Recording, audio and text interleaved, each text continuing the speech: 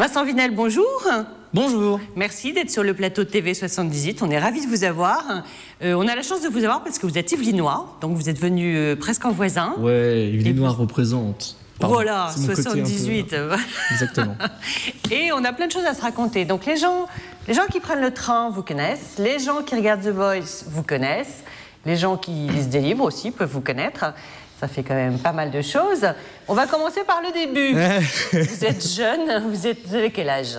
J'ai 21 ans. 21 ans. Ouais. Alors, on vous connaît parce que vous avez participé au célèbre... comment vous qualifiez ça? Au télécrochet.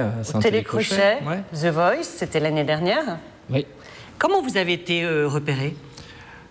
Ou est-ce que c'est vous qui vous êtes inscrit? Ah non. Comment ça s'est passé? Non, en fait, je jouais au piano à Saint-Lazare, mais comme souvent d'ailleurs, hein, c'était un jour comme tous les autres en fait. Ouais. Et il y a une casteuse qui est passée par hasard, qui m'a dit bonjour, je travaille pour The Voice. Bon, elle n'avait pas la voix de Maïté, hein, t'as compris. Mais en gros, voilà, elle est venue. Ouais. Elle m'a dit bonjour, je travaille pour The Voice. Alors moi, la première réaction que j'ai, c'est bien sûr. Ouais, voilà. La blague. Ouais, c'est ça. Sauf qu'elle m'a recontacté en fait. Et elle s'est accrochée. Oui, elle m'a proposé de venir au casting et voilà. D'accord. Donc en fait, on va retracer un peu votre jeune et courte vie. Ah, ça va être long. Mais oui, parce qu'elle est très riche et bien remplie. Mais bon, comme moi j'ai eu la chance de lire votre livre, dont on parlera un peu plus tout à l'heure, moi je connais le début. Donc en fait, il se trouve que vous avez été adopté à 18 mois en Bulgarie. Oui. Voilà, par des parents français, donc des Yvelines. Et qu'ils se sont très vite aperçus que vous aviez l'oreille absolue. Oui. C'est quoi cette petite... Non mais il y a une histoire qui est quand même incroyable, c'est que votre maman en Bulgarie, pour vous rassurer, vous chante une petite comptine Maman les petits bateaux. Ah, vous aviez oublié? Ouais. Ah bon non mais ça remonte. Oui, moi je pars du début. Hein. D'accord. Et du coup... Qu'est-ce que tu faisais le deuxième jour de ta naissance? Ah ben écoutez, bon, on va pas aller si loin, mais presque. Donc cette petite comptine, vous l'avez imprimée, si on peut dire. Maman les petits bateaux. Voilà. Oui. Et ce qui s'est passé, c'est qu'à votre retour en France...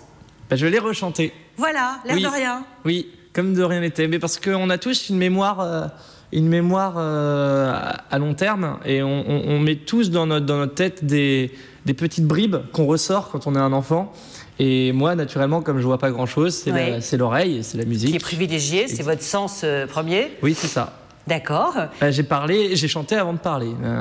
Voilà, c'est-à-dire que mes parents, alors c'était à l'époque, c'était du coup à l'orphelinat, ils n'arrivaient pas du tout à me faire parler. Ouais. Puis on est parti boire un café. Enfin, ils sont partis boire un café avec moi parce que moi, j'allais pas leur dire oui, je vais prendre un café long. Non, non, surtout en chantant. Et non. Voilà. Et en fait, j'ai chanté. Voilà, parce qu'il y avait une musique dans le café et j'ai chanté. Ça a déclenché le chant. Exactement. D'accord. Après, vous avez suivi des études comme tous les jeunes Français et vous avez développé un amour de la musique. Très tôt? Oui. Comment ça s'est passé? Vous avez dit je veux être musicien? C'est quoi l'histoire? Mais je sais pas, mais je rêvais je parle beaucoup dans les aigus aujourd'hui.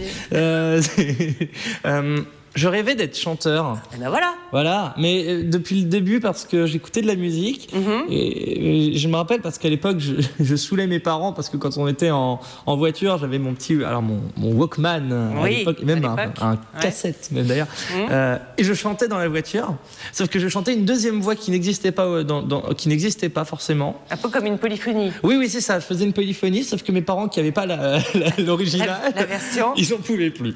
C'est bizarre, d'accord. Voilà. Bon, mais vous avez quand même continué sur cette voie. C'était votre vocation. Vous vous êtes dit, je veux être musicien, chanteur. Ça fait très Miss France, mais il faut croire en ses rêves. Mais oui, la preuve.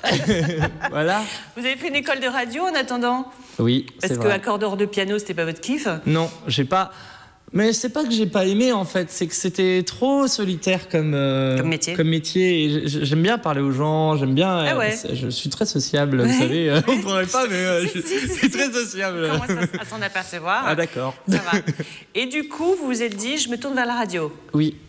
Donc après, ça vous donnait quoi comme diplôme, cette école de radio? C'est une école d'animation à l'échelle +3, à l'échelle 3 sur nationale. Donc en fait, j'ai un bac +3 sans avoir eu le bac. Très bien. Après, vous avez donc, pour vous faire plaisir, vous alliez dans les gares chanter et jouer du piano? Oui. Alors au début, je suis tombée dessus par hasard parce que je rentrais du travail, en fait. Et je suis tombée dessus, j'ai joué. Il y a des gens qui sont venus, qui ont applaudi, j'ai fait d'accord. Ouais. Et puis je suis revenu après juste pour le plaisir. Ouais. Et alors, qu'est-ce que vous chantiez? Qu'est-ce que vous jouiez? Je faisais des mash-up. Ça veut dire quoi? Je mettais plein de musiques ensemble et je les mélangeais en fait. Je faisais... En une seule chanson? Oui, en fait, par exemple, j'ai inventé un Born to Gangnam Style qui est un condensé de Born to Be Alive et de Gangnam Style. D'accord. Et voilà, et c'est ce que je faisais. Donc vous partiez de morceaux connus qui vous plaisaient et vous les arrangez à votre sauce, quoi. Voilà, puis après je crée mes sketchs à côté. Alors justement, dans le livre, vous dites je suis dans les gares. Attention, moi j'ai lu le livre. Attention. Alors à la page 402, oui, tu as dit... Au 3e chapitre, la 12e ligne. C'est ça. Voilà. Alinéa 3. Vous avez dit mes chansons et mes sketchs. Alors ça m'a interpellée. Mes sketchs, ça voulait dire quoi? Et parce que je me suis toujours... Donc derrière le piano, on est d'accord. On est toujours derrière le piano. Oui, et je suis toujours parti du principe qu'on peut allier musique et humour. Bon, parce que je suis un mec très rigolo. Mais oui. Non, d'humour. Exactement. Oui. Vous avez fait l'école du rire. Ouais. Vous pourriez. Le premier jour. Après, ils m'ont viré. Non, mais. Quand on sait tout. Alors, oui, sketch. Et alors, voilà, j'ai fait des sketchs. Voilà, et je suis parti dans une idée de faire un one-man show en alliant beaucoup de musique et de l'humour. Et alors, je testais mes sketchs à Saint-Lazare, en fait. En même temps que vous chantiez. En crash test. Oui, parce que la gare, c'est très particulier comme ambiance. Parce que si vous jouez bien et si vous êtes intéressant, les gens s'arrêtent et vous écoutent, sinon ils s'en vont. Oui, donc il faut tenir le public. La gare, c'est une zone de passage. Oui, bien sûr. Et là, on transforme la gare en un lieu de rendez-vous.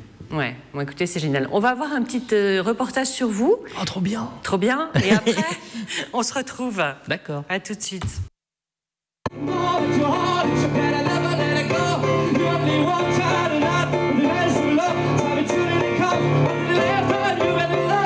Pour les fans de l'émission, difficile aujourd'hui de dissocier Vincent Vinel de Lose Yourself.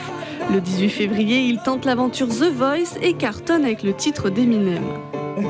L'aventure The Voice, ça se passe plutôt bien jusque-là. J'ai l'impression plein de bonnes rencontres, des moments musicaux.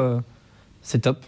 Ça fait super plaisir d'avoir un coup de projecteur sur soi et en même temps, voilà, ça nous permet de nous exprimer, de pouvoir transmettre la passion de la musique. Et je pense que c'est important de pouvoir la transmettre avec un maximum de personnes parce que la musique, c'est fait pour partager. Malvoyant de naissance, Vincent Vinel a seulement la vingtaine et l'oreille absolue. Celui qu'on surnomme le héros de la gare Saint-Lazare est originaire des Clés-sous-Bois. Il était de retour dans sa commune pour un showcase. Il chante bien et il est super gentil. Vincent a une voix extraordinaire, il fait passer des émotions intenses, aussi bien pour mes enfants qu'à moi-même et à ma femme. Sa simplicité, son talent, et puis plein d'énergie et il a un talent fou. C'est un chanteur, musicien depuis toujours, il vit que pour ça, depuis qu'il est tout petit, il vit que pour la musique. Mais je ne m'attendais pas à ce que les gens ressentent sa musique de cette manière et soient aussi enthousiastes. Du côté du télécrochet, Vincent continue l'aventure dans l'équipe du chanteur Mika. Samedi dernier, il s'est qualifié pour les directs.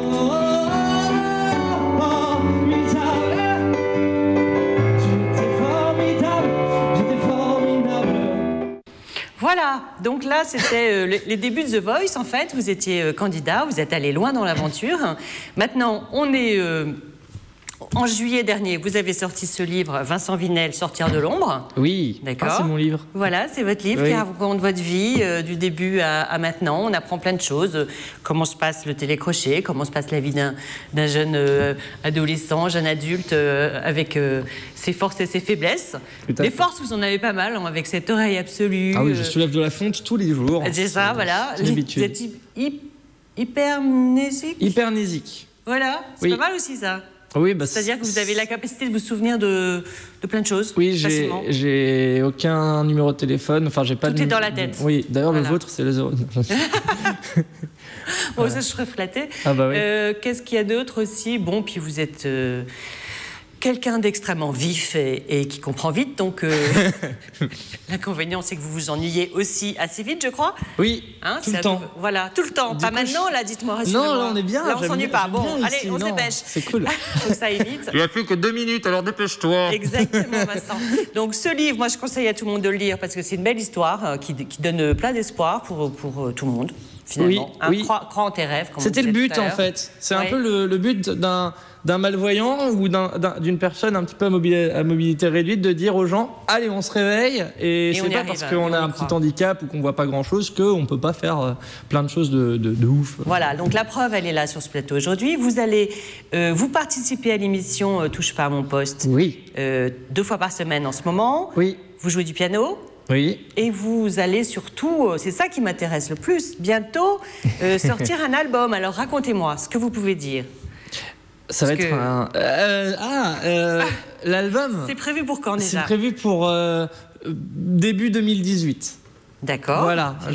Voilà, on est en plein dessus, on est en plein dedans. Vous allez sortir un single, j'imagine. Le single, il est en mastering. Alors ce single, c'est qui l'a écrit, qui l'a composé? Alors c'est moi qui l'ai composé avec un collègue à moi qui travaille avec moi, Jérôme, si tu m'écoutes, bisous. Voilà. Et les textes? Et les textes, c'est un peu tout le monde. C'est en fait, on a pris un peu tout le monde, on a dit toi qui fais le café, viens faire une ligne. C'est bon.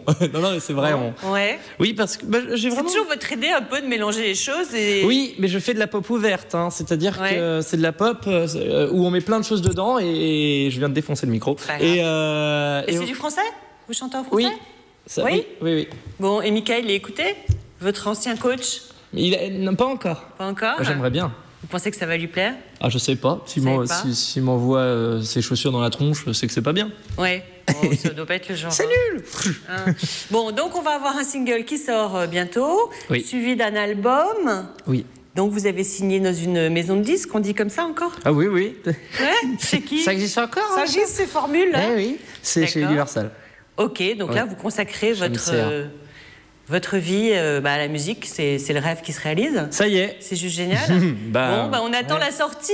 Je reviendrai vous voir. Vous viendrez nous voir avec le disque? Avec plaisir. Et en attendant, on lit le livre. Ouais, c'est celui-là. Faut le lire. Et les réseaux sociaux Vincent Vinel partout. Hein. Y a pas, je suis partout. Ouais. Partout. Je suis une pieuvre. Je suis partout. Sur tous les réseaux. Tentaculaire. C'est tentaculaire. Eh ben bravo. Eh ben merci. À bientôt et à très vite. On n'est pas loin.